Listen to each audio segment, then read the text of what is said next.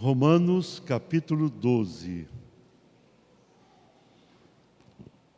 Se do versículo 9 em diante mostra virtudes do povo de Deus, do 1 ao 8, nós temos uma mensagem viva para nós, servos e servas do Senhor. Romanos 12, a partir do versículo 1, diz assim o texto sagrado: Rogo-vos, pois, irmãos, pelas misericórdias de Deus, que apresenteis o vosso corpo por sacrifício vivo, santo e agradável a Deus, que é o vosso culto racional. E não vos conformeis com este século, mas transformai-vos pela renovação da vossa mente, para que experimenteis qual seja a boa, agradável e perfeita vontade de Deus. Porque pela graça que me foi dada, digo a cada um dentre vós, que não pense de si mesmo além do que convém, antes pense com moderação, segundo a medida da fé que Deus repartiu a cada um. Porque assim como num só corpo temos muitos membros, mas nem todos os membros têm a mesma função, assim também nós, conquanto muitos, somos um só corpo em Cristo e membros uns dos outros. Tendo, porém, diferentes dons, segundo a graça que nos foi dada, se profecia, seja segundo a proporção da fé. Se ministério, dediquemo-nos ao ministério. O que ensina, esmere-se no fazê-lo. O que exorta, faça-o com dedicação. O que contribui com liberalidade. O que preside com diligência. Quem exerce misericórdia com alegria. O novo nascimento é extraordinário. Extraordinário. Quando Nicodemos foi falar com Jesus, e Jesus dirige a ele de uma maneira especial, dizendo que ele precisava nascer de novo, ele que era um líder em Israel, um líder dos fariseus, não conseguiu entender aquilo, não conseguiu. Mas na verdade Jesus queria dizer para ele que ele teria ou deveria nascer de novo para uma nova vida, para um novo viver, para algo diferente daquilo que ele tinha experimentado até então. Ele era um líder religioso, sim, mas faltava uma viva esperança, faltava uma vida abençoada com o seu Deus. Ele não conseguia entender as palavras que o Salvador lhe dirigia. É impressionante. Depois lá na frente nós vamos entender que esse homem teve experiências a partir dali grandes com o Senhor. Mas até ali ele era apenas um líder dos fariseus, sem um contato maior, sem uma experiência forte, marcante na sua vida. Então nós precisamos de uma nova vida, uma nova vida. Hoje o cristianismo tem sido forte, especialmente aqui na América Latina. A América do Norte teve a sua fase, espero que volte a ter um bom momento, e até acredito nisso. Nós somos devedores a eles, eles evangelizaram aqui, especialmente o Brasil. A Europa foi o berço da reforma, e hoje vive um momento dramático. A Ásia, especialmente o Oriente Médio, onde Jesus esteve, eles têm dificuldade de ter experiências com esse Jesus. Mas aqui na América Latina, América do Sul, Brasil, nós temos um outro tipo de crise. As pessoas se entregam a Jesus, não tem dificuldade em fazê-lo. As pessoas gostam dos cultos. Os cultos são realmente gostosos. A gente estava aqui, um louvor gostoso, tem uma mensagem, tudo rápido, não é nada demorado. Então, especialmente no domingo à noite, que é um costume nosso, o povo vem para a igreja e tem ali a sua experiência com Deus. Mas a nova vida, um viver novo, não é tão comum a gente observar nas pessoas. As pessoas que nasceram de novo, ou pelo menos disseram que nasceram, têm dificuldade em viver uma vida compromissada com a palavra, uma vida voltada para o Senhor, uma vida à disposição do reino. Há dificuldade para isso. É algo sintomático. Aqui nesse texto, até o 8, né? Quarta-feira eu falei aqui com vocês a partir do 9, né? Que era algo diferente. Mas até o 8 aqui nós vamos ver Paulo, o grande teólogo Paulo. Ele vai trabalhar aqui na vida dos servos de Deus, de uma maneira muito enfática, no versículo 1 e 2, mostrando o que é conversão, o que é vida nova. E ele continua tratando da questão dos dons, mas mexendo lá com os valores pessoais e as motivações de cada um ao servir ao Senhor. Esses 8 versículos são ricos mesmo. Um texto rico, a Bíblia toda contém uma palavra muito forte, muito importante. Mas esse texto tem uma mensagem para nós. Então veja bem, com base nesses 8 versículos, eu quero meditar com vocês. Diga assim: uma nova vida em Cristo Jesus. Olhe para a pessoa do lado e fala: e aí, tem uma nova vida com Cristo? Está tudo bem por aí? Ter uma nova vida com Cristo é algo gostoso.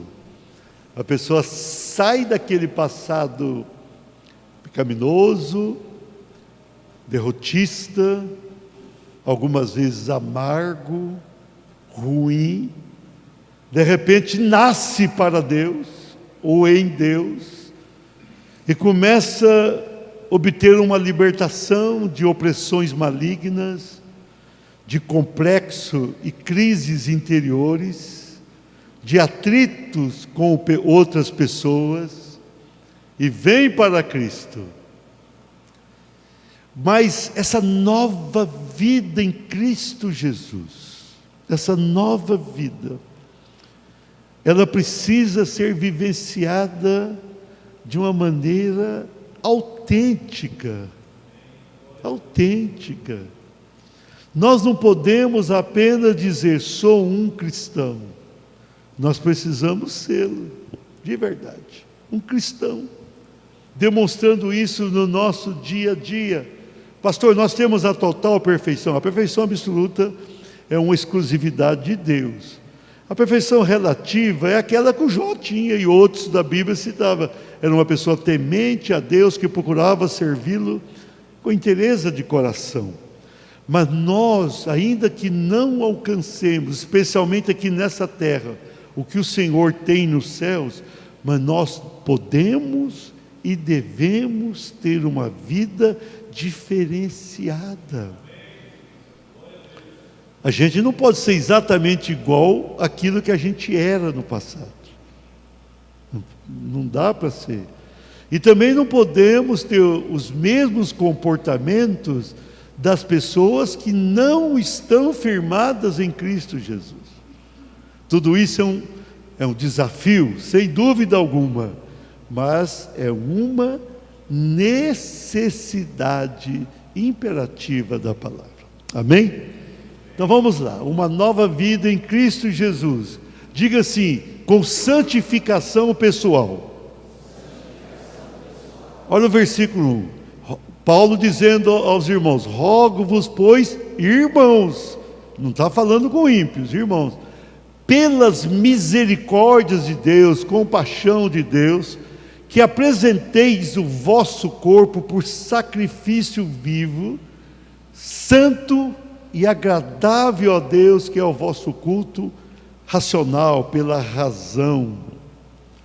Então veja bem, Paulo, ele vai se dirigir à igreja que estava em Roma, uma igreja cristã, e ele vai falar com aquela igreja sobre a necessidade de uma vida separada para Deus.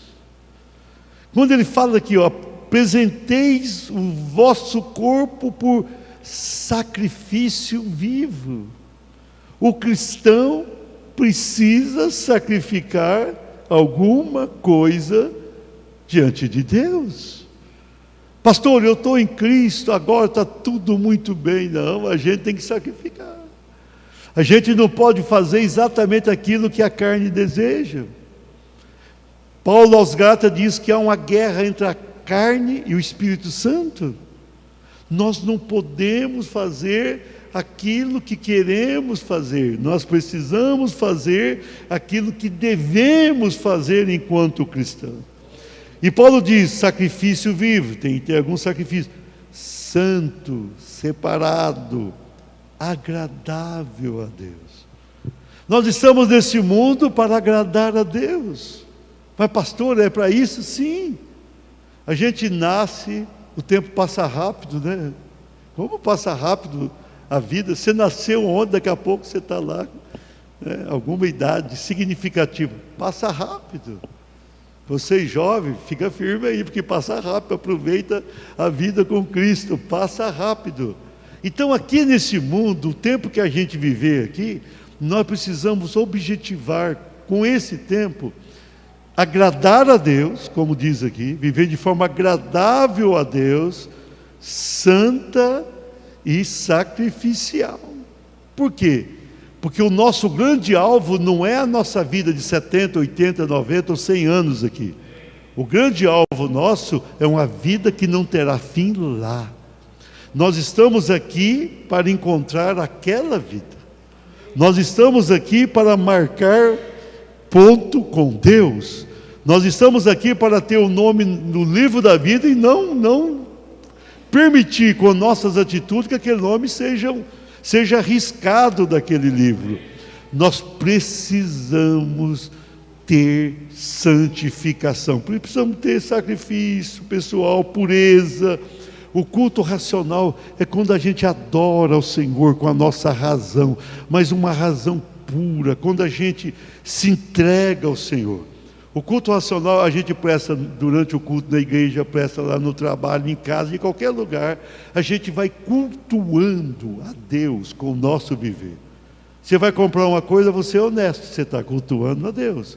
Você vai relacionar com as pessoas, você respeita as pessoas, isso é cultuar a Deus. Você cumpre a tua palavra e os teus compromissos, você está cultuando a Deus. Então nós precisamos ter uma santidade. A gente não pode viver no mundo como eu disse na introdução, vivíamos anteriormente. Temos que ter uma vida separada. Isso aqui é fácil? Nem sempre é tão fácil, mas é possível. Nós precisamos falar, Senhor, eu quero viver contigo. Eu quero ter compromisso com o Senhor. Eu quero ter pureza no meu viver, nas minhas atitudes, nas minhas ações e reações. Eu preciso e quero agradar ao Senhor. Eu quero viver no teu reino a partir daqui. Esse lugar é o começo da minha jornada abençoada contigo. Amém? Você concorda comigo? Diga aleluia. Vamos lá. Uma nova vida em Cristo Jesus. Diga assim, com renovação mental. Olha o versículo 2. E não vos conformeis com esse século. Ou seja, não tome a forma do século ou das pessoas que vivem. Conformar é tomar a mesma forma de vida. Mas transformai-vos pela renovação da vossa mente, para que experimenteis qual seja a boa, agradável e perfeita vontade de Deus. Esse versículo é rico demais. renovação da mente. Se queremos ter uma vida com Deus, sobretudo, nós precisamos de uma purificação do nosso pensar. O pensamento de cada um é o grande problema da sua vida. Quando a Bíblia diz que o diabo ele fica ao derredor, porque quando alguém se entrega ao Senhor, ele não pode chegar. Ele não consegue chegar. Há um fogo na nossa vida, pode acreditar que você tem. Um fogo que queima o maligno. Esse fogo queima. Mas ele atira de longe dardos inflamados. O que é dardos inflamados? Ele envia as suas ações malignas na mente.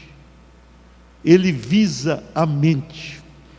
Ele quer atingir o pensamento. Se o nosso coração está ocupado por Deus, ele vai na mente. Tudo aqui é mente. Você está conversando, é a tua mente que funciona. Você vai ver alguma coisa na TV, é a tua mente que está trabalhando. Você está relacionando a tua mente. A nossa mente é importantíssima. O diabo, sabendo disso, ele procura atingir a mente. Ele procura tirar você do foco, atirando dardos na tua mente. Mas não é só ele, não. Parece que o mundo, não, pastor, todos os males do inimigo, a origem é dele. Mas a gente também pode contaminar a mente sozinhos. Pode ser que alguém venha e tente fazê-lo. Quando alguém vem e começa a falar coisas inconvenientes, se você vive com pessoas que falam palavrões o tempo todo, e você vai ouvindo aquilo vai te contaminar. Daqui a pouco você está falando também. Se você fica ouvindo algo que fere os princípios do reino de Deus por muito tempo, você terá uma tendência a rejeitar aqueles princípios com o passar do tempo. Mas agora na questão pessoal, se você começar a alimentar a tua mente com aquilo que está no teu olhar, ou aquilo que você ouve, aquilo que você vê e aquilo que você ouve, com o passar do tempo você vai ter uma forte contaminação.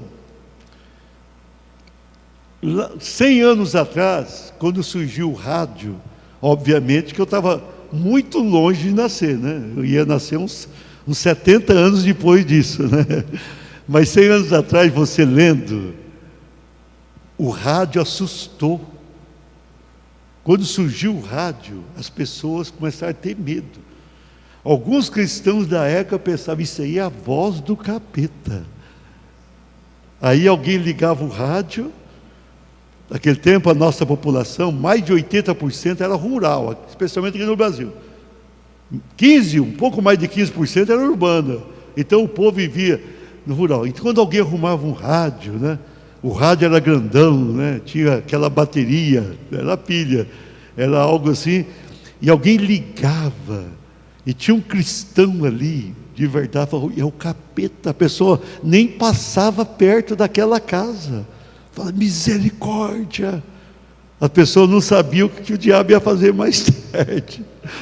Mas por que tinha uma aversão daquilo? Por causa do som que vinha no ouvido. As pessoas passavam a ouvir, e começavam a ouvir aquilo. Então era comum, no início, aquelas músicas. E tem música que parece tão inofensiva, mas não é. Então naquele tempo, aquela música, tem aquelas músicas assim, aquelas letras vão entrando na mente e vão contaminando devagarinho frases que induzem inclusive ao pecado, ao adultério, aquelas coisas. Então lá no passado assustava, o rádio assustava. Com o passar do tempo, as pessoas falam, não, dá para ter o rádio, dá para a gente controlar, tem várias emissoras, então vamos procurar ouvir aquilo que é bom, e isso aconteceu. Começo dos anos 50, 60 anos atrás, aí surge uma televisão, aquele rádio passou a ter uma carinha, né? Eles vão colocar uma imagem ali, vai surgir a televisão. Você imaginou aquele cristão que no passado ele tinha aversão do rádio, Se do rádio ele tinha desconfiança que era algo do maligno, a televisão ele tinha certeza. Quebra a televisão. Ele tinha certeza. Por quê? O rádio conseguia atingir o ouvido. A pessoa ouvia. A televisão atingia o ouvido e os olhos. Aí a pessoa passou a ouvir coisas e ver. Imagens, muitas das quais inadequadas, e ouvir. Então aquilo ali, né, houve um momento que a aversão era grande. Anos 50, aí dos anos 60 a televisão começa a ficar forte, nos anos 70. Então aquilo tudo, com o tempo a pessoa vai surgindo muitos canais, ele começa a separar, então ele vai ter a televisão, ele vai assistir o que achar que é bom, e deve ser assim, saber o que vai assistir.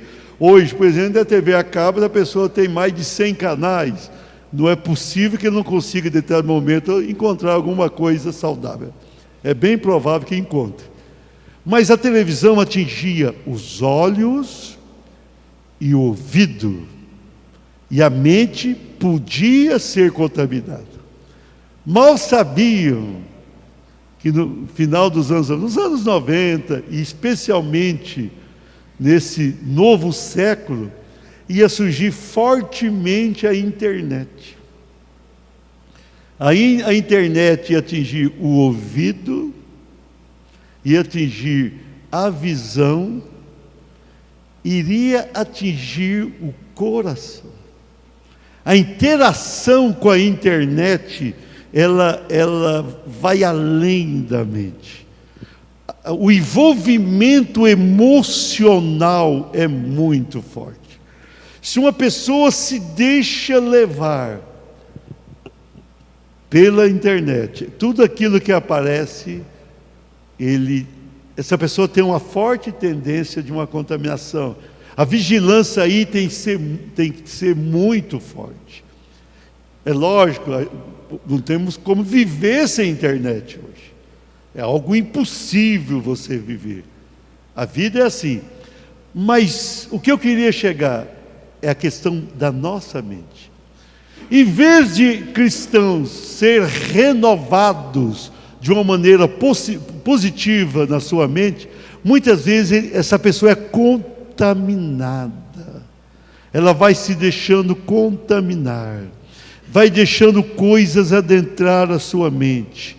E pessoas que outrora eram fiéis a Deus, de repente deixam de ser fiéis a Deus.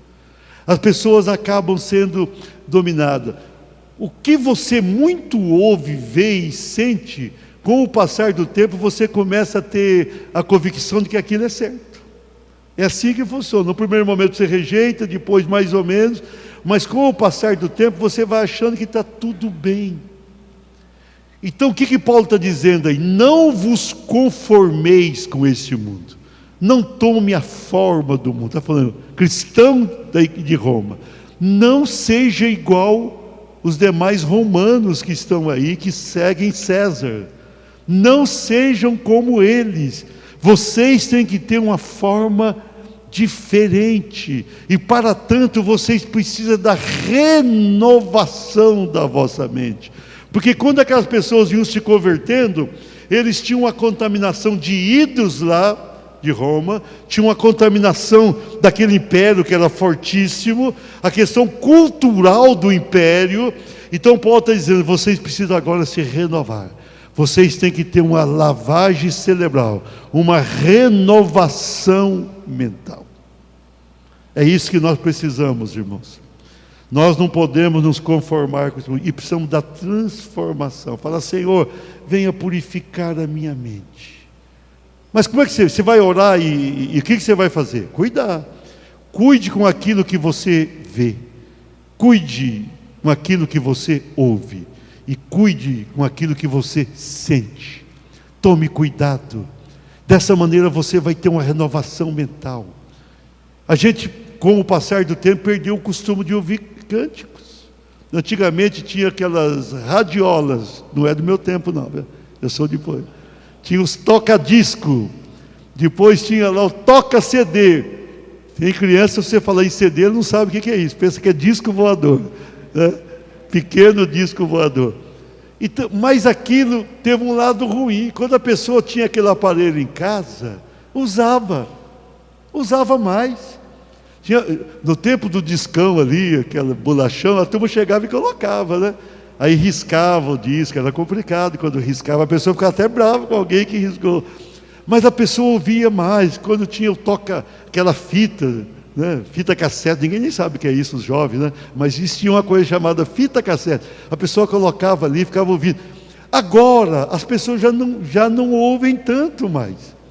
E você tem opção, se você pegar o YouTube, você consegue entrar em tantas coisas boas. Quando eu acordo, eu dedico um bom tempo em oração. E quando eu chego lá na cozinha, eu vou orar com a Jussiene, que é o meu costume, ela está lá ouvindo. Ela ouve. E cânticos lindos ali. Quando você fica ouvindo isso, você vai renovando a tua mente. Renovação da mente é isso. Aquelas palavras ruins, você vai trazendo coisas boas. Você vai trazendo frases abençoadoras. Aqueles cantos que falam, vou te abençoar, vou te levantar. E o Deus é poderoso. Você vai ouvindo, então aquilo vai te influenciando positivamente. Ou ouve uma mensagem, tem que ver de quem você vai ouvir também. Tem que tomar cuidado, que hoje tem muita coisa que não é boa. Você tem que saber o pregador que você vai ouvir. Mas uma boa mensagem também te abençoa. Então nós precisamos renovar a nossa mente. Uma renovação mental é algo urgente que o mundo precisa, especialmente os cristãos. Porque você observou, a pessoa é um cristão autêntico, abençoado, de repente ele começa, vai relaxando, daqui a pouco ele está se conformando com o mundo. Ele toma a forma do mundo. O mundo está bebendo, ele bebe junto. O mundo está brigando, ele briga junto. O mundo está usando roupas indecentes, ele usa roupas indecentes juntos. Está falando coisas que não deveria, ele fala coisas que não deveria. Está tendo atitude violenta que o mundo tem, vai ter atitude violenta. Na política tem muita corrupção. Se ele não cuidar, ele entra na política e se torna corrupto também. Ele vai lá no trabalho, tem gente fazendo coisa errada, se ele não perceber bem o que está acontecendo, ele faz coisa errada. Então, é preciso renovar a mente. Quanto mais você sobe ao templo e ouve mensagem, melhor você fica. A tua mente é tudo. O provérbio diz, aquilo que você pensa é aquilo que você é. Se você vai pensando, eu sou ruim, daqui a pouco você é isso mesmo. Você pode ser o melhor cristão do mundo, se você deixar-se contaminar, você vai ficar contaminado. Mas se você deixar coisas boas entrar na tua mente, e vai entrando, vai dar certo. Ouça, pegue o costume, pega o teu smartphone e coloca ali boa música, procura boa música, música sacra, abençoadora, deixa aquilo, ainda que você não perceba os efeitos, mas você vai ter efeitos gloriosos, vai atingir você, vai tocar em você, vai te abençoar, vai mudando a tua realidade pessoal. Amém? Nós devemos fazer isso. Demorei muito nessa divisão, vou correr agora. Uma nova vida em Cristo Jesus. Diga assim, com moderação ministerial. Na sequência, Paulo vai tratar do ministério, versículo 3. Porque pela graça que me foi dada, diga a cada um dentre vós, que não pense de si mesmo além do que convém. Antes pense com moderação, segundo a medida da fé que Deus repartiu a cada um. Ele vai trabalhar na vida pessoal, na mente, agora ele vai chegar na alma dessa pessoa. Ele vai chegar na alma dessa pessoa. Ele vai dizer o seguinte, ó, você tem um ministério, você tem uma profissão lá fora, você tem a tua vida, mas você não pode pensar de você mesmo além do que você é. E ele vai dizer o seguinte, ó, pela graça que me foi dada, veja bem, ele falava com autoridade, digo a cada um dentre vós, não pense de si mesmo além, também não precisa pensar a quem, né? Tem pessoa que se diminui muito, se apequena muito. Tem gente que você vai falar com a pessoa e fala, e daí, você pode fazer isso? Ah, pastor, eu não tenho capacidade para nada. Tem. Você é muito mais capaz do que você imagina. Se você é desafiado a fazer algo aqui na vida secular, você terá a chance de fazer isso com eficácia. Nós não podemos pensar menos do que somos também. Não podemos nos jogar para baixo. Nós precisamos levantar cada dia e falar: Senhor, eu posso, eu tenho condições de fazer isso. Lá no meu trabalho eu vou fazer e vai dar certo. Na igreja eu vou ser bênção. Junto à minha família eu vou ter sempre uma palavra equilibrada, ponderada. Eu posso. Eu sou uma pessoa em quem mora o Espírito Santo. Eu tenho o meu nome no livro da vida. Eu não sou qualquer um. Nunca se considere demais. Tem pessoa que vai muito abaixo da sua própria realidade pessoal. Você também não pode ser assim. Tem pessoas: não, eu não sou nada, eu não sou nada. E o diabo fala: é verdade. O diabo fica ali dizendo e te jogando para baixo. Ele não cresce no serviço, não tem uma promoção. Não, não pense assim. Você é filho do Deus vivo, amém? Mas também você não pode pensar além. Paulo está dizendo também: não pense que você é muito mais do que você é. Chega no ponto que você pensa, né, eu sou o cara. Não, não pensa assim. O que Paulo diz aqui? Que a gente tem que pensar com moderação. Pense com moderação. Querido, é tão difícil ser moderado. Na verdade, o ser humano ou vai muito para a esquerda ou muito para a direita. Não estou falando de política aqui, né? Não é política, eu estou falando aqui no sentido figurado. Mas a gente vai para os extremos, vai ficar melhor assim. A gente vai para os extremos. Ou a pessoa imagina que é a pior pessoa do mundo ou a melhor pessoa do mundo, nem tanto. Imagine que você é uma bênção, tem um equilíbrio na vida, que você não é qualquer um, mas você não é tudo. Você é uma pessoa que faz parte de um todo. Nós somos um corpo. É que vai tratar aqui os versículos seguintes. Nós somos um corpo, e como parte desse corpo, nós somos pessoas que uma completa a outra, e nós vamos sendo úteis. Eu vou falar isso daqui a pouquinho.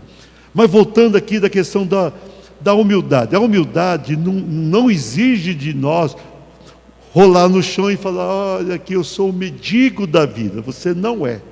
Você é uma pessoa de grande valor. Você tem valor, mas não pense além. Esses extremos aqui são complicados. Essa moderação ministerial, também pessoal, nós devemos cuidar. Tem pessoa, ou ele não faz nada ou faz tudo. Não, faça aquilo que deve ser feito.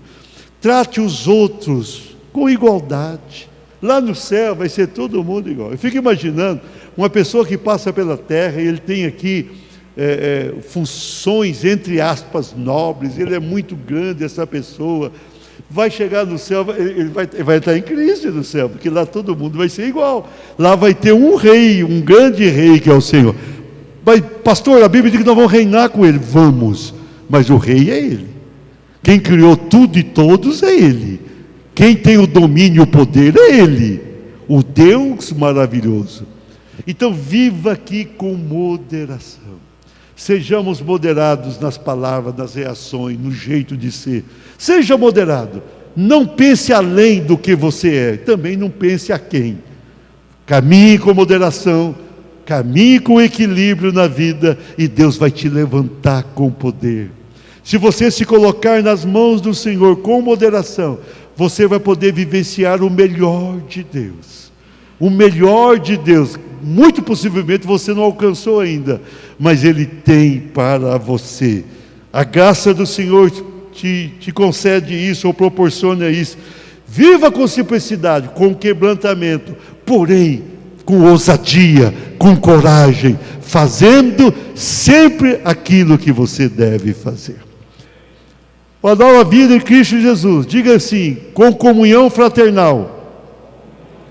Estou terminando quase, versículo 4 e 5, porque assim como num só corpo, temos muitos membros. O corpo tem braço, outro braço, perna, dois olhos, boca, assim por diante.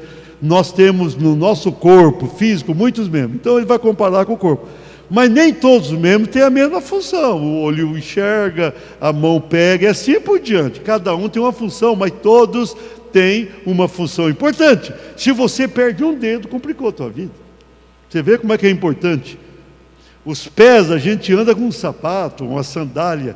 Perca um dedo do pé, você está com a vida complicada. Então tudo é muito importante. O nosso corpo separadamente não serve para nada. Você arrancar uma parte do corpo, acabou. Mas esse corpo funcionando junto faz coisas extraordinárias, amém? Então o corpo é um todo. Agora, tratando de nós, seres humanos agora, Paulo vai dizer, assim também nós, conquanto muitos, somos um só corpo em Cristo e membros um dos outros. Nós somos um corpo em Cristo. Um corpo em Cristo. Nós somos um, aqui na igreja, somos um, em qualquer lugar onde estivermos. Então o que nós devemos fazer? Viver em comunhão plena. Por que eu gosto de fazer almoço na igreja? E agora tem um lugar bom, de vez em quando nós fazemos. Nós fazemos a nossa canja da vigília. Nós fazemos outras festas. Pastor, o senhor gosta muito de festa? Na verdade até gosto também. Mas o meu grande alvo é a comunhão. A coisa que me deixa feliz, quando a gente está junto, em comunhão, interagindo, integrando, e cada um compreendendo o seu valor no reino. Cada pessoa que está aqui tem grande valor, mas é nessa comunhão que a gente vai se encontrar, que a gente vai se descobrir, que a gente vai entender o que pode e o que não pode fazer, e que a gente vai compreender: o meu irmão é importante para mim, aquela minha irmã, eu preciso dela, aquela pessoa tem uma capacidade que eu não tenho. E quando nós juntamos as nossas capacidades, as quais foram dadas por Deus, na junção disso tudo, nós fazemos proezas. É como o corpo humano, juntando tudo que o corpo tem, esse corpo é valioso. Nós, como uma igreja do Senhor, e nós usando tudo aquilo que Deus nos concedeu, estando juntos, em plena comunhão, nós podemos ir muito longe, amém? Nós podemos alcançar. Por isso que eu lancei essa frase para o Brasil e para a Renovada fora do Brasil. Nesses 3 anos, não é só esse ano não, unidade e avivamento. O avivamento que eu vou falar por último é importantíssimo, mas sem a unidade não há avivamento. Sem a unidade não há bênção. Se a gente pensar, aquele meu irmão não tem valor, você já pecou. Se você pensar, essa pessoa que vive comigo não vale a pena conviver, você está errado. Nós temos que ter uma comunhão fraternal, nós temos que andar juntos, e nós temos que utilizar o valor que o outro tem. Se você juntar tudo aqui, todas as capacidades e talentos de todos aqui, você vai ver o que podemos realizar juntos. Podemos. Então tenha comunhão, viva bem com o teu irmão, abrace o teu irmão, viva dessa maneira e você será feliz. Para encerrar agora de vez, uma nova vida em Cristo Jesus, diga assim: com unção espiritual. Isso aqui é avivamento. Olha o versículo 6: tendo porém diferentes dons, segundo a graça que nos foi dada. Se profecia, seja da proporção da fé. Se ministério, dediquemos. Ministério é sair ajudando pessoas, uma ajuda pessoal ali. O que ensine, deve fazer da melhor maneira possível. O que exorta, faça comigo. Exortar não é matar, não. Tem gente que pensa: eu vou exortar, eu vou corrigir. Exortar é quando a pessoa está mal, você vai lá e levanta a pessoa. Exortar é levantar. Mas muitas vezes para levantar você dá uma bronquinha básica também. Mas exortar é levantar. O que exorta, o que contribui aí. Nós vamos fazer o forro agora. Contribui bastante para a gente fazer o forro e o som melhorar. Com liberalidade. O que preside com diligência. Cada um preside alguma coisa. Pastor, o senhor preside e vocês também. Cada um aqui preside alguma coisa. Amém? Amém? As mulheres, por exemplo, presidem a casa. Não houve nenhum amém, nem das mulheres, nem dos homens. Quem exerce misericórdia com alegria? Misericórdia quando a pessoa está muito mal, e tem alguém ali estendendo a mão, levando uma cesta, ajudando, visitando o doente, né? Então é o seguinte: dons, ministério, dedicação. Unção espiritual faz parte da nova vida de quem está em Cristo Jesus. Pastor, eu estou na igreja, o Senhor tem unção, os outros pastores, presbíteros, e nós temos unção também. Essa unção espiritual pertence a você. Essa unção cabe a você, faz parte da tua vida. Essa unção também é tua, sentir a presença poderosa do Senhor, andar com o Senhor, com aquela alegria espiritual, sentir-se bem na presença de Deus. Como é que eu consigo isso? Ouvindo a palavra, vindo na sexta-feira orar, tendo algum tempo de jejum durante a semana e pedindo: Senhor, eu quero dons, eu quero sentir o Senhor, eu quero sentir a Tua presença, eu quero fazer o meu melhor na Tua casa e nesse mundo perdido. Não fica preocupado com quem está lá ruim. Tem pessoa que gasta o tempo dele pensando em quem está fazendo mal para o Brasil ou para o mundo. Para com isso. Gaste o teu tempo buscando a Deus e pedindo: Senhor, encha-me da tua unção para que eu abençoe o meu próximo. Encha-me da tua unção. O que a igreja do Senhor precisa é de unção. Ah, mas a gente vai ser massacrado. Não vamos ser, não. Nós precisamos de unção. A unção quebra o jugo, amém? A nossa força é a unção. A unção espiritual é tua, pertence a você. Coloca a mão no coração e diga assim: a unção de Deus pertence a mim. Com essa unção você é forte, com essa unção você salta a muralha, com essa unção você alcança êxito naquilo que parecia sem nenhuma esperança. Deixa essa unção ser forte na tua vida. Amém? Está combinado? Vamos ficar de pé, o louvor. Eu vou concluindo enquanto o louvor está chegando. Então aqui está a nova vida com Cristo. Então viva com santificação, separado ao próximo. Viva com renovação, deixa Deus te renovar. Viva com moderação, equilíbrio pessoal.